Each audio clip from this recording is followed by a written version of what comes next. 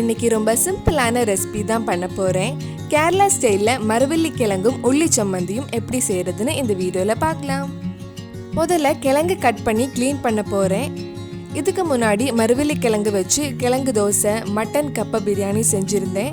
அந்த வீடியோஸ் எல்லாம் நீங்கள் இன்னும் பார்க்கலன்னா அதோட லிங்க் கீழே டிஸ்கிரிப்ஷன் பாக்ஸில் இருக்குது. மறக்காமல் அந்த வீடியோவும் போய் பாருங்கள். 3/4 கிலோ கிழங்கு எடுத்திருக்கேன். 2-3 வாட்டி நல்லா வாஷ் பண்ணிவிட்டு கட் பண்ணலாம். கப்பை வேகிறதுக்கு தண்ணி சூடு பண்ண வச்சுருக்கேன். தண்ணி கரெக்ட் அளவு எடுக்கணும்னு இல்லை, அதிகமாக இருந்தாலும் பரவாயில்ல. கிழங்கு வெந்ததுக்கப்புறம் தண்ணியை ஃபில்டர் பண்ண தான் போகிறோம். தேவையான அளவு உப்பு போட்டுக்கோங்க. 15-20 நிமிஷம் மூடி வச்சு கிழங்கு வேக வைக்கலாம். கிழங்கு வெந்ததும் மிச்சம் இருக்கிற தண்ணியெல்லாம் வடிகட்டி எடுத்துக்கோங்க.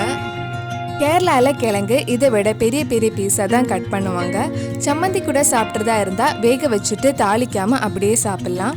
தேங்காயெல்லாம் தாளித்து போட்டு சாப்பிட்றதா இருந்தால் அது மீன் குழம்பு கூட தான் சாப்பிடுவாங்க. எனக்கு தேங்காய் போட்டு சாப்பிட்றது பிடிக்கும், அதனால தான் கொஞ்சம் தேங்காய் தாளித்து போட போகிறேன். நீங்கள் வேக வச்சுட்டு தாளிக்காமலே சம்மந்தி கூட சாப்பிட்லாம். ஒரு கடாயில் கொஞ்சம் எண்ணெய் ஊற்றி கடுகு, 2-3 காஞ்ச மிளகாய், கொஞ்சம் கறிவேப்பிலை போட்டிருக்கேன். இது கூட 3/4 டீஸ்பூன் பெப்பர், 1/4 கப் துருவன தேங்காயும் ஆட் பண்ணலாம்.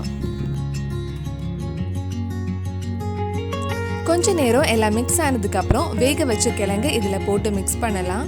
என் பசங்க சாப்பிட்றதுனால தான் இன்னும் கொஞ்சம் சின்னதாக கட் பண்ணி கொஞ்சம் நேரம் கூடுதலாக வேக வச்சுருக்கேன். நீங்கள் பண்ணுறப்ப வேணும்னா கொஞ்சம் பெரிய பீஸாக கட் பண்ணிக்கோங்க. கப்பை ரெடி ஆயிடுச்சு. இனி உள்ளி சம்மந்தி ரெடி பண்ணலாம். நான் 50 கிராம் சின்ன உள்ளி எடுத்திருக்கேன். அது இந்த மாதிரி அம்மியில் இல்லை கல்லில் இடித்து எடுத்துக்கலாம். மிக்சியில் அரைச்சா அந்த அளவுக்கு டேஸ்ட் இருக்காது. இது கூட ஒரு பச்சை மிளகாவும் சேர்த்து இடிக்கலாம். இது கூட ஒரு சின்ன பீஸ் புளியும் எடுத்திருக்கேன். எல்லாம் இந்த மாதிரி இடிச்சதுக்கப்புறம் 4 டீஸ்பூன் பொடிச்ச காஞ்ச மிளகாய் ஆட் பண்ணியிருக்கேன். உங்கள் காரத்துக்கு ஏற்ற மாதிரி போட்டுக்கோங்க. இந்த காஞ்ச மிளகாய்க்கு ரொம்ப காரம் இல்லை, அதனால தான் 4 டீஸ்பூன் போட்டிருக்கேன். தேவையான அளவு உப்பு ஆட் பண்ணி மிக்ஸ் பண்ணிக்கோங்க.